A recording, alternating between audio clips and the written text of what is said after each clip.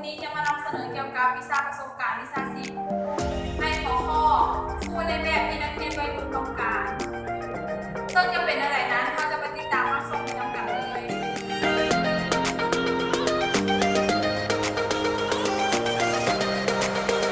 1 คำถามที่มีหลายคำตอบ นักเรียนวัยรุ่นต้องการครูแบบใด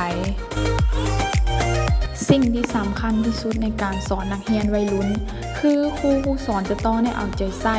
และเบิ่งให้ออกว่านักเรียนในวัยนี้ต้องการหยังและนำเอาจุดนี้มาสร้างเป็นพลังในการสอนเพื่อให้ได้รับผลประโยชน์ให้หลายที่สุดครูในแบบที่นักเรียนวัยรุ่นต้องการมีคือ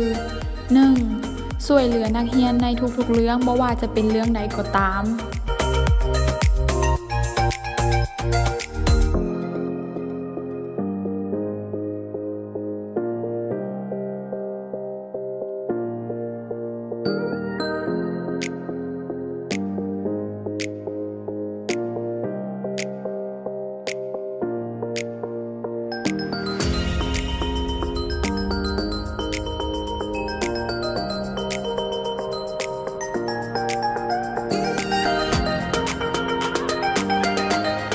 2. บ่ร้ายหลาย นักเรียนในวัยนี้มักครูที่ใจดีบ่มักครูที่ร้ายบ่ว่าจะเป็นเรื่องใดก็ตาม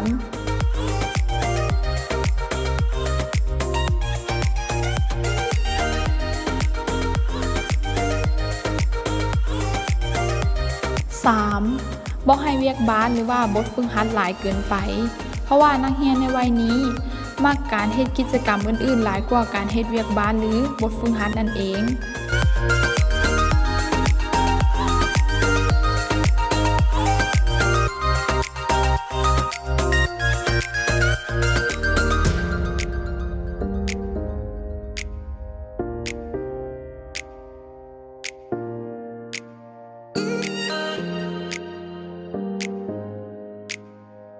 4. ย้องยอชมเชย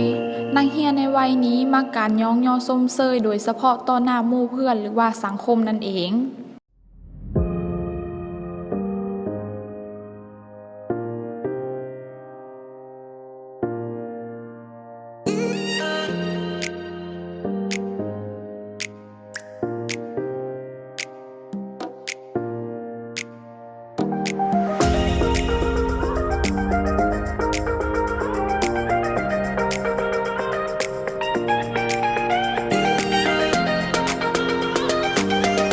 5. มีความเป็นกันเอง นักเรียนวัยนี้มักครูที่มีความเป็นกันเองย้อนว่าเวลาเรียนแล้วรู้สึกบ่เก่งหรือเคร่งเครียดจนเกินไปมีความรู้สึกผ่อนคลายมีความม่วนซื่นมีความสุขและต้องการอยากเรียนนำ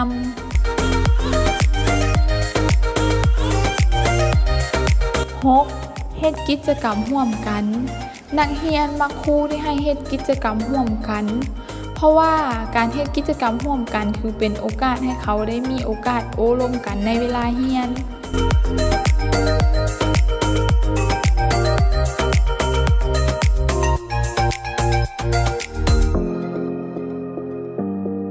7. ครูต้องเป็นแบบอย่างที่ดีให้นักเรียนเพราะว่านักเรียนในวัยนี้ต้องการแบบอย่างที่ดี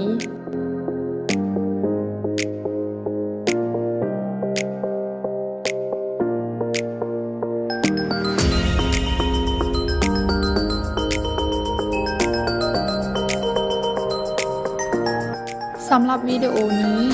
สร้างขึ้นมาก็เพื่ออยากสื่อให้ครูผู้สอนเข้าใจถึงสิ่งที่นักเรียนวัยรุ่นต้องการหลายขึ้น